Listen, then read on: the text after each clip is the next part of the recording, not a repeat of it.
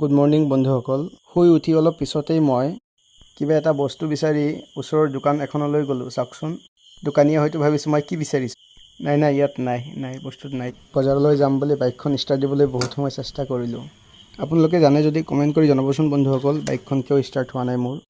কিছু সময় চিন্তা কৰাৰ পিছত টমটম চলোৱা দাদা এজনক লগ পালোঁ। বহুত অনুৰোধ কৰাৰ পিছত তেখেতে মোক ফ্ৰীতে বজাৰলৈ লৈ যাবলৈ মান্তি হ'ল। বজাৰৰ পৰা আহি মই দেখা পালোঁ ইয়াতে কিবা এটা হৈ আছে। মই ছোৱালীকেইটাক সুধিলোঁ, ভণ্টি আজি কিবা আছে নেকি তোমালোকৰ ইয়াতে?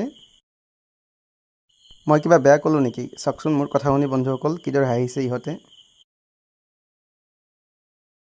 মই বাৰে বাৰে ইহঁতক অনুৰোধ কৰি সুধিলোঁ। তাৰপিছত তাৰে এজনীয়ে ক'লে ইহঁতৰ স্কুলত বোলে আজি কিবা অনুষ্ঠান আছে।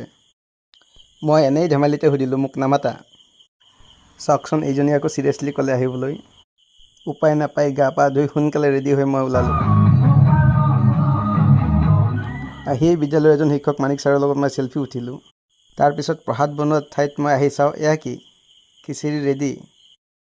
কি কৰিম ভাবি চাওকচোন, মোবাইল দি কেইটামান ফটো ক্লিক কৰিলোঁ। কেনে লাগিছে কমেণ্ট কৰি জনাব। এই মাইনাজনী কিন্তু বহুত কিউট লাগিছে, চাওকচোন। তেনেতে মোৰ বহুত কষ্ট হৈছে, পানী পিয়াহো পাইছে। বন্ধু এটাৰ দোকানত আহি মনে মনে পানী বটল এটা উলিয়ালোঁ। কি হ'ল কৈ আছোঁ ৰ'ব, আগত পানীটো খাব দিয়ক। দুঢুকমান পানী খোৱাৰ পিছত কোনেও নেদেখাকৈ পানীৰ বটলটো মনে মনে আকৌ ফ্ৰিজত থৈ দিলোঁ। চাওকচোন, নাই বেছি খোৱা নাই, অলপ খাইছোঁ।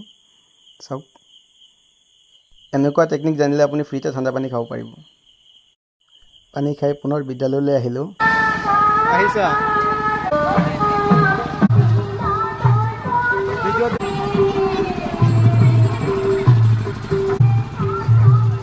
মাক দিবা? কাক দিবা? কোৱা, কেনেকৈ কি কৰিলা? বহুত ভাল। বহুত ভাল। ভালকে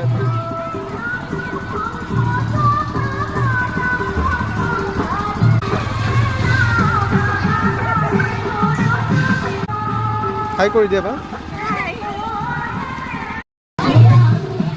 হাই কৰি দিয়া।